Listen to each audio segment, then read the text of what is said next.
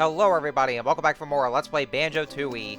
In today's episode we're going to finish up what you wrote for now. We're going to start with the beginning of the Saucer of Peril. Jump on board to ride the exciting Saucer of Peril. Alright, so we're going to hop right into Star Potty Mouth right there. And we're going to go ahead and see what the minigame tells. And I gotta say though, like, I actually love this minigame. This is my personal favorite. When the crosshair appears, press Z to fire at the targets to score points. Blue targets are, yeah, same old stuff. So, yeah, remember the coloration for the whole minigame right here. So, yeah, you just, remember the whole thing.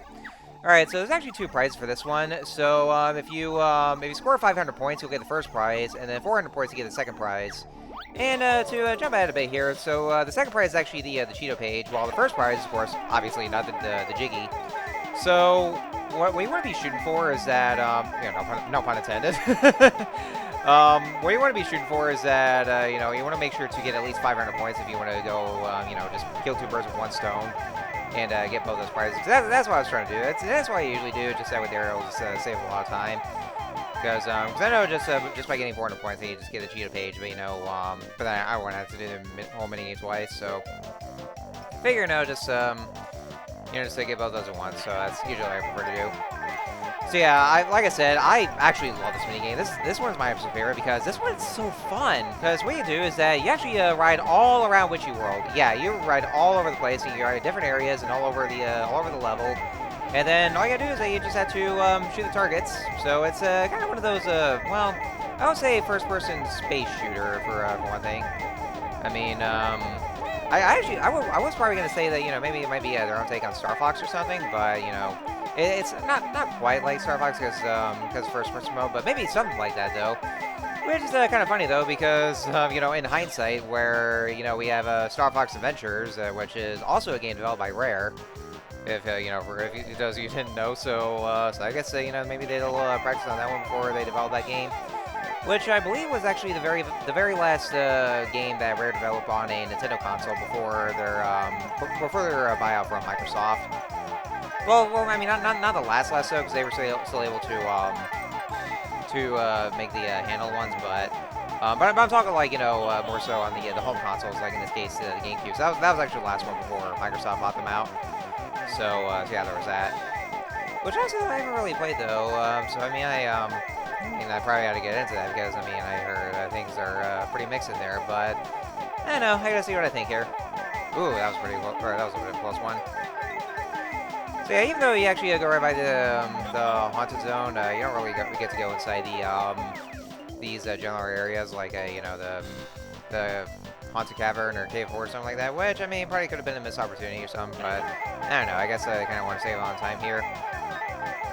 Obviously, we couldn't really go into the Inferno because the whole area is actually unlockable. They had to open up just by being the van transformation. So that kind of makes sense at least. So yeah, that's all you do. Just shoot the targets as you fly around the whole level, and like I said, it's so fun. It actually gets a nice little view of the level itself, and just going by different areas. It's so fun to do. But yeah, if you ever seen any blue targets, you want to make sure to just hit those blue targets as much as you can because that's basically the most ideal way to rack up those points. We're just about almost done though because I actually did get to 400 points, but like I said, I'm trying to shoot for 500 points, just that where I can actually be able to get both prizes at once.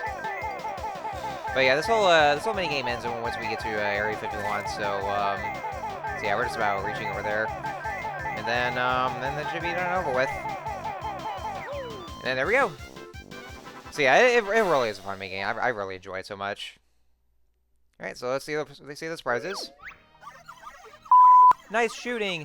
You win 2 prizes! A primitive paper thing.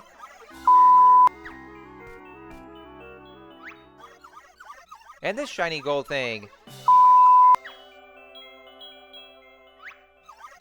That's all my prizes gone, but why not ride again to try and beat your best score? Okay, jeez, you don't have to continue just like cursing at me and all that. I want your game. All right, so yeah, that was like I mentioned here, the Cheeto page and then the Jiggies, and so yeah, that was a Saucer of Peril ride. And that's pretty much all the other stuff that we can do for now. So we're gonna go ahead and do one last thing. So if you recall, we were in the big top 10, and we couldn't get in there unless we have 4 tickets. So now we actually got the 4 tickets, and just remember, you get the 4 tickets from the fruity slot machines. So you can either do this Van Banjo, or you can actually kill them with the grenade eggs. And there's also one other requirement that you need for this one here, and so that requirement is that you will have to have learned the airborne A-gaming move. And the reason for that is that we actually have to see the or we'll see why we need the airborne A-gaming move. All right, so come on, Banjo, let's go grab a seat. All right, so let's go ahead and watch this amazing circus we're gonna have here. Where do you think our seat will be?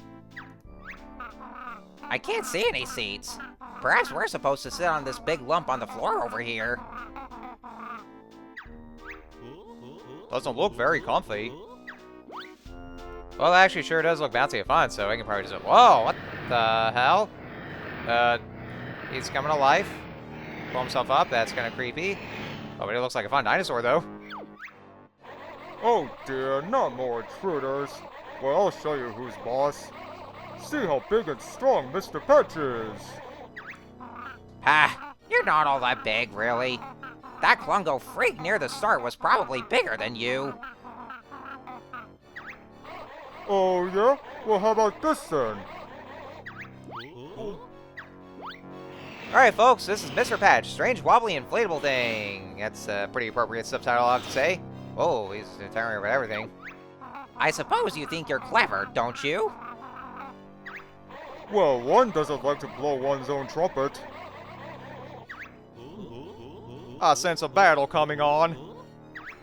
If you insist. Alright, folks, so here we have Mr. Patch. And so, this is actually one of those bosses that pretty much everybody remembers, because of the way you fight him. So you gotta do, and, oh, hey, a nice, little, gonads right here, too, here. So, you found a weak spot.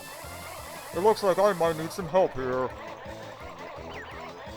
You'll have to beat me from the air now. Wow, gee, thanks, Mr. Patch. Way to actually just, help us out there for defeating you just by providing us with a flight pad. So yeah, what the whole object of this here is that, you actually, what you have to do is that you have to find out his patches right here. Those are basically his weak spots. And then, as soon as you shoot one of the grenade eggs, then that's when the flight pad will appear. And then you have to do the and then you have to take it to the air and then use the airborne aiming. This is actually the actual reason why you need the airborne aiming. So that way there, since those boxing gloves will come emerging out of the ground, and then they'll just keep popping out. So to avoid that, then just stay in the air, and they won't really get you. And so yeah, that's basically all she wrote. So that's all you gotta do. Just stay through the air, and then just shoot at his patches. Just make sure you find each of those patches, and then just shoot at them. Now, it's definitely best recommended that they have the homing cheat on, because it actually makes this whole battle so much easier, because for one thing, I'm not really that good at aiming. So if you have the homing cheat on, then, this actually will be definitely beneficial for this boss fight. And so just, repeat the whole process just by shooting out more of his patches here. And then, that's all there is. So that's, like, pretty simple, I would say. Just, search out those patches here. The only way he attacks those is that he'll actually regurgitate out those beach balls, and they're pretty explosive as well. So you can actually just destroy them with a grenade eggs as well. So yeah, it's basically like the only thing you have to do is just just shoot at the grenade eggs, and then that way they can actually pop away his patches. Now there's plenty of grenade eggs at your disposal. Well, that's on the ground as well. So if you ever get low, or if you get low on feathers, and then if you start getting low on grenade eggs, then you just pick this up. And there's only going to be the grenade eggs. So just pick this up when you can. That way there you'll get more of those supplies. And then one more patch, and then there we go. So yeah, that was it. I actually beat this pretty easily too. You see here. Uh-oh, looks like trouble. And then his penis tube thing just shot out there. He's blasting off Team Rocket style. I will say though, I actually really do like the boss theme as well, because it's so interesting too, because like for one thing, usually the boss remixes of the worlds kind of sound pretty menacing and more tense. This one, it still has a little bit of the tension though, but also sounds silly at the same time, because it actually indicates that that you're fighting a giant, goofy-looking inflatable dinosaur. So because of that, like, it does a mixture of sounding both, you know, tense, but also silly sounding at the same time because of it. So, you know, for a little comical effect there. All right, so yeah, that was Mr. Patch, and that was actually like the quickest I ever did, and I didn't really stock up on the grenade eggs. Oh my god, I am such a god at this game. But anyways, so yeah, so this is our total for Witchy Roll. We only have one more Jiggy to go, and that Jiggy is, of course, for rounding up the Boggy Kids. But like I said, we can't really do that until after we've learned a bit from the later world. So yeah, we got all the other Jiggies, and just the one Jiggy that's left here, so we can actually get later on. So it's not much else going on for here. So we'll so yeah, this Miss Big Boobs McGee is gonna have to wait with the jiggle physics. But anyway, so we're gonna go ahead and you know, be done with Witchy World. So that's the end of our theme park trip here. That's sad, but you know, we'll be back and probably see more rides. So anyway, so that should just about do it for Banjo-Tooie. So next time on Let's Play Banjo-Tooie, we're gonna do well, once again, we're gonna do more backtracking as per we usually do after each of the worlds, and then we'll unlock the next world in the process. So I will see you guys next time.